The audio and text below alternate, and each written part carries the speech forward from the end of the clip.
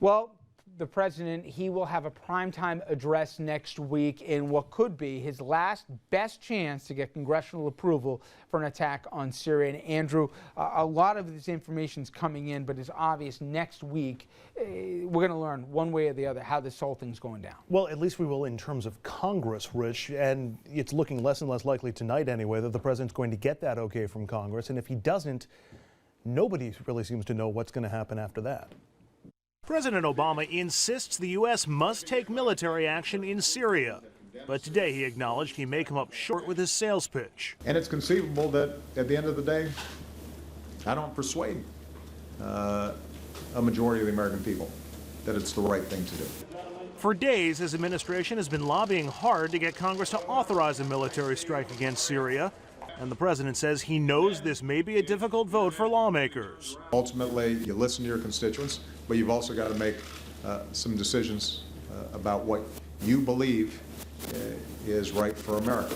Next Tuesday, President Obama will address the nation, his best and likely his last chance to convince a war-weary public and lawmakers to back a strike. But with 6 in 10 Americans opposed to intervention, is it too little too late? Right now, there isn't enough support in either the House or Senate to authorize a strike, and lawmakers from both parties say they're getting flooded with passionate input from constituents. There's no question what's coming in is overwhelmingly negative. Republican Senator John McCain supports military action, but his constituents at a town hall meeting last night disagreed. Iraq is as big a mess now as it was back then. So we obviously did not fix that one. And Democratic Congressman Emmanuel Cleaver got an earful from his frustrated constituents. My short answer to this is not no, but hell no. But even if that is the final answer from Congress, the question remains, would Obama launch an attack anyway? Mistake for me to jump the gun and speculate. Though on NPR, Deputy National Security Advisor Tony Blinken said even though the president can act without congressional approval, it's neither his desire nor his intention to use that authority absent Congress backing him. Meanwhile, at the G20 summit in Russia, President Obama met on the sidelines today for 20 minutes with his host, Vladimir Putin. When it came to Syria, Putin said they each stuck to their guns. Will we help Syria? Yes, we will. Today, the Senate got the legislative ball rolling. Majority Leader Harry Reid formally introduced the resolution that would give President Obama the authorization to strike. In response to the Syrian regime and their use of chemical weapons. A U.S. air campaign could last at least 2 days and will likely include Tomahawk cruise missiles fired from 4 Navy destroyers in the eastern Mediterranean. There could also be an aerial bombardment by missiles and long-range bombs. The first votes in Congress could come as early as Wednesday. Okay, so let's reset what we know, which is obviously the president's been rallying to get more international support for this. Back home, the numbers say doesn't look good right now, no. Especially in the House. There seem to be as many as 200 hard no's, right? That said, the president's going to give a primetime address, and he's apparently going to be working this weekend, Monday, and in the run-up to the speech on Tuesday, Congress for support. And some say they could be convinced otherwise right now. That said, Wednesday we're going to have the votes. There's a bunch of different proposals. Maybe. The House could go into the week after next, which complicates everything even more. Right. Before we say what happens after that, there are different proposals being floated around. We talked about a couple right there. Authorization of strikes with parameters, right? Like 30 days, no boots on the ground.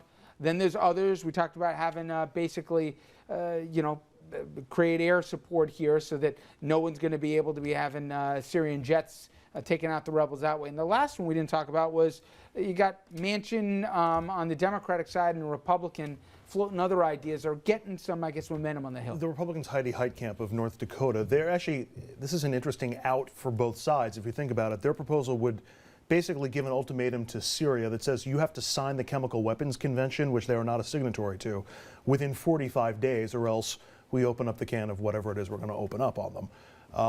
And so it gives them one last chance to sort of come into line with international norms, and it's a public promise that we're not going to do this again, which could provide an out for the administration and could provide an out for Congress, who don't necessarily want to vote one way or the other on this thing. We'll see where that goes. Well, that's interesting. So at the same time they do that, so that basically they will be admitting to basically gassing using chemical weapons against their people, which they said they have not. So I don't know if that's a viable Well, solution. I'm not sure if that would be part of the agreement. They would just become signatories to the treaty and say, like, from henceforward, we shan't do this again. It's a mess. It's a mess. And we can point fingers at everybody. I think the White House deserves some blame for this. I think the president, if you believe the TikToks, getting cold feet one day, then still wanting to be able to have the authority, and Congress playing politics, and we'll talk more about that a little later in the program. But, Jeannie, the next logical question happens is, okay, he does his speech, they give the vote, they don't give him authorization. What does he do? We heard about, one of the deputies in the administration say, well, if they don't get the vote, we're not going to do it. I saw him this afternoon backtrack from that. But what do you think he does? You know, they were saying early on that even if he doesn't get the vote, they will go forward. And I have a hard time believing President Obama would do that. But, you know, I have to say myself, I put a lot of the blame on what is an incredibly bungled foreign policy. This goes back 2 years to him saying we need to get rid of Assad. You know, TV commentators, professors, people on the outside can sit around and make those kind of blanket statements like get rid of Assad if he crosses this line. But if you're president of the United States, Congress people can even say that. But if you're president, you don't say that. And he has made 2 statements about the red line, and he has made statements about getting rid of Assad that he has no intention of keeping. And his remarks the other day about this isn't about his integrity. This is about the American people, the international community, and Congress, but not him, is to me one of the most astounding things I've heard. To be fair, he didn't say none on me. He said it's not just my line; it's the line of the rest of the world and the line of everybody else. And he said my credibility. He said my credibility is not in line. The American public's is, the Congress is, and the world's is, but mine is not. And I think it's clear why, though. And I think without being a shrink, and it's I clear. can be empathetic to that. He said it again today. He goes, they didn't elect me to start wars. They elected me to get out of them, right? And no, he said that. But isn't that a legitimate point? I mean, I got a funny feeling you guys might bite my head off. But isn't it? I'm asking you again a question again. Isn't that premise correct? He was elected on a platform of ending wars, then not starting them. Why did he say he is going to get into one if this man crosses the line? He crosses the line and he doesn't. Why is his goal in this to transition I defer to you. He said it twice during the election. But when did he say? Right. When did he say he'll get into a war? When did he say said if they cross the red line of using chemical weapons twice, we are going to take action. And what action? But he didn't define that action. No. And Secretary Kerry and Secretary Kerry spent all week on Capitol Hill saying, we don't want to get into a war. We just basically want to fire off some missiles. But let me tell you, historically, these things only work if they are limited. But Kosovo, you can talk about that. But can we agree on one thing? It's not limited. Before Iraq, we would have had a different conversation. We would have had a different vote. The president would have been treated differently on this.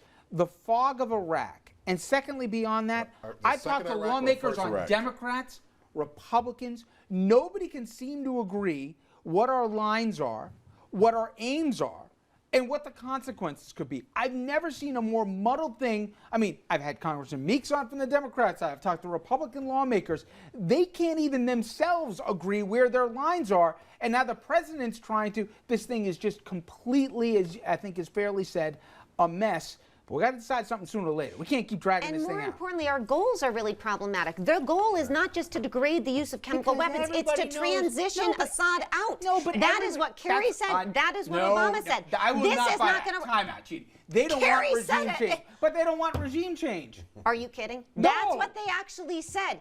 Obama has said it. They want peaceful regime change. They want him to transition out, and you can't get it. See, my point is, we both heard the same statement, thinking different things, and that's the story of this whole thing. But the U.S. policy in Iraq is we would like Assad out, but we don't want a regime change. We don't want the other guys in. We want the same government, basically, with a different figurehead on when we come back here, you want to complicate this even further?